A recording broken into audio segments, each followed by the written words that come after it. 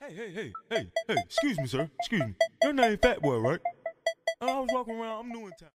Hello, and welcome to another show of As It Stands. This is a topic show where every week I'll be going over a different topic, either from something from my head or something from the comment section below. This week's topic will be we, the people, we as citizens, control the government. Now, this topic will be more of a public service announcement, a PSA to all of you all out there. Because in light of recent events, in light of recent activities, it has come to my attention, and attention of others that I've talked to about this matter, that the government is starting to control us. And now, what I mean by control is they pass policies and they do things that on a small scale, I'm not going to say overall, but on a small scale, on certain things that I will cover in this show, does not benefit us as us as citizens, and them benefiting us as our representatives. Now, the situations I'm talking about is how the government is becoming more and more intrusive on our everyday life. Everything from what we can say, what we can publish, even down to things such as the sexual activities married people, not just single people, but married people sexual activities married people can do in their bedrooms, i.e. Virginia. I was just watching a very interesting thing on the Young Turks. Watch their channels, real good channel, and they also have a show. But I was watching a very interesting thing where they were talking about a candidate, I forget his name right now, that is running for office in Virginia. And he is trying to instate a law saying that any form of sodomy, anal or oral, is illegal. You will go to jail if you do any form of sodomy. Now, do you really want your government having that type of access, that type of control over your life? Do you, and I'm pretty sure if you're watching this, I'm pretty sure you're aware of Snowden and the NSA phone tapping, allegations that's been going on. Now, I'm not here to tell you how to pick your politicians. I'm not here to tell you who you should trust and who you should believe. That is not my point, and neither am I trying to persuade you. But the whole thing I'm trying to tell you is we, as the people, we need to have more control over our government. And it's actually funny because we do. We do because we put them in power. We put these politicians in power due to voting. We vote for these people. And one thing I told a good friend of mine when we were talking about voting, he told me, he was like, I don't vote because it doesn't matter. And I simply asked, why do you think it doesn't matter? As a typical answer you may get when you ask a question like that is, my vote doesn't count. I'm here to tell you, I'm here to tell everyone, every vote counts. Because your vote is your say. And not saying anything is saying that you agree. By saying that you agree, everything that a politician is doing, you're agreeing with because you didn't vote. So therefore, you by default say yes. Now, we put them in power. That's the whole point of living in a representative democracy. We vote for the people to represent us. That is the whole point of our government. Now, if we don't like the job in which that person is doing, then we vote for someone else.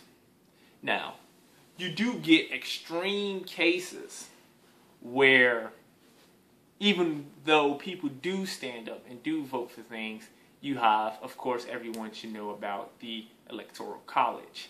Now, I'm not going to dig too deep in the Electoral College. I'm going to have a link below this video to a channel also on YouTube called CGP Grey. He goes into great detail about the Electoral College and how the votes are split up amongst the states. It's a real good watch. You should really go and see it.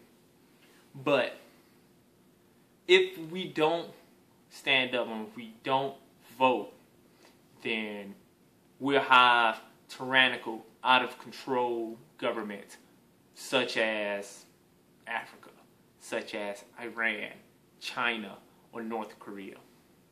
Now, let's look at those. Let's look at those countries for a second.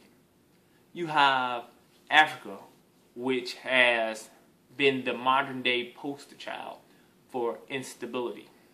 That is like the Mecca, you could say, of when you have people that don't know how to govern a country and control. And now I have a brief stat right here in my notes. And this is how unsuitable I believe those people are. 400,000 children die because of war. Children. This is not counting adults. 400 children. People that didn't even have a chance for their life to begin. And 1.5 million die from diarrhea and other stomach issues. Things such as dysentery and salmonella. You want those type of people in control of your country, because if you do, just don't vote and don't stand up and don't enact the rights that you have under the Constitution and the Bill of Rights and all the other amendments that has been passed for our protection and for us to ensure a better country for ourselves. North Korea, I have a stat on that as well. Now, North Korea, that is what happens when a country is ruled by a dictator. It's ruled by tyranny. It's ruled by fear. It's ruled by utter brainwashing. Now, you would say that, oh, well, that's just North Korea. That's not us. If you allow a government to go unchecked by the people, and the people that's supposed to have put these politicians in office, anything is right around the corner. Now, a stat from that. Here's a very popular one. The Great Famine of 1994 through 98. An estimated 3.5 million died from starvation. 3.5 million people died. That is a city in most places in the United States. You have places such as Iran that is ruled by religion that says that if you are a woman, you cannot show skin, you cannot show your face. Now, I know, of course, some of these rules have maybe lightened up in certain areas, but you know what? To tell people and to fine people and to actually give people lashings, I didn't even know places in the world still did lashings, but giving people lashings, up to 84 lashings, if an unmarried man and an unmarried woman is seen or spotted in a car together, up to 84 lashings each, because a country that is ruled by religion, a place that is unchecked by the people. Now, those are the situations, America, that we as a people could find ourselves in very easily, very shortly, if we don't enact our power to vote, if we don't show the government that we control it. We have to remind ourselves the government works for us. The government works for the people. The government represents us. And we put the people in charge by our vote. So you vote for the person that will speak up for you. You vote for the person that will speak on your behalf. If that person don't speak on your behalf, then you don't vote for them. And even if a person do hold the office and you didn't vote for them, the person you voted for didn't win, you can still affect things. You can still affect change by appealing, by petitioning any type of outrageous laws that they are trying to pass. So that will be it for my show today. I really hope you took something from it. If you did, hit the like button, or don't forget to subscribe. And that'll be all. Have a great day. Damn, I'm shining. Damn, I'm shining. Look at my watch. Look at my watch. Look at my watch. Look at my watch. Look at my watch. Look at my watch. CBS all in my time card.